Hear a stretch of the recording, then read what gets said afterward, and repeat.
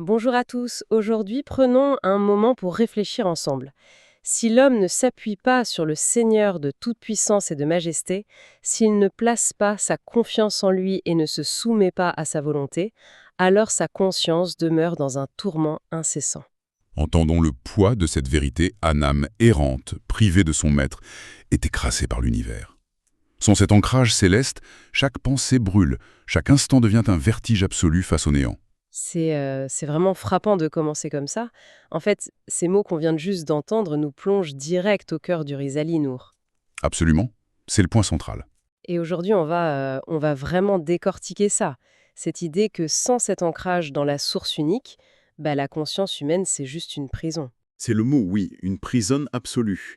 Le Rissel Aïnour pose un diagnostic presque clinique sur notre nature profonde. L'être humain est par essence infiniment faible, infiniment nécessiteux. Attends, justement sur cette faiblesse, si on prend un animal, par exemple, il ne ressent pas ce tourment, si? Non, pas du tout. Parce que l'animal, lui, il vit purement dans l'instant présent. Il n'a pas ce fardeau écrasant de la raison. Ah ouais, je vois. Mais l'homme, tu vois, il porte le deuil de ses chagrins passés et en même temps la terreur de ses angoisses futures.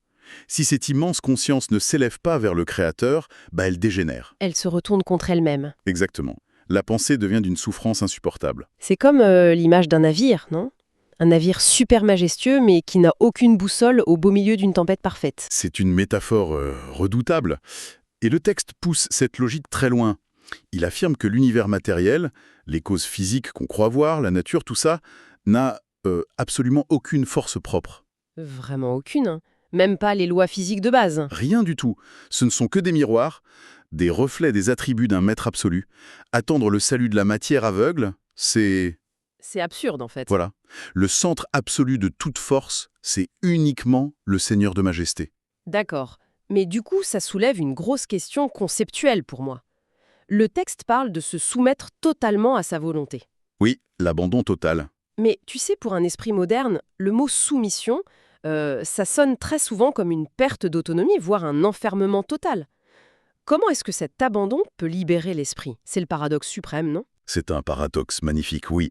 Le Risale-e-Nour démontre de façon implacable que celui qui trouve le Créateur, eh bien, il trouve absolument tout. Tout? Tout.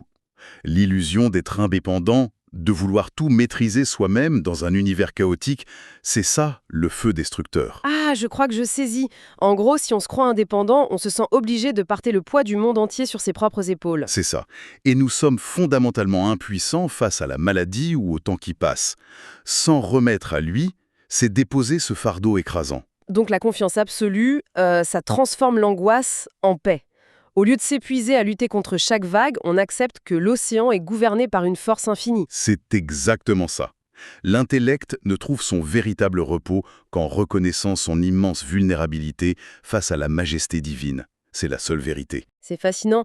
Et du coup, ça nous amène à une ultime réflexion existentielle. Je t'écoute. Si l'esprit humain ressent une telle douleur, une angoisse si viscérale quand il est loin de l'éternel, cette angoisse insoutenable, au final, n'est-elle pas la preuve la plus éclatante de notre nature éternelle? C'est-à-dire? Que notre conscience a été exclusivement façonnée, dès le départ, pour se lier à l'éternité.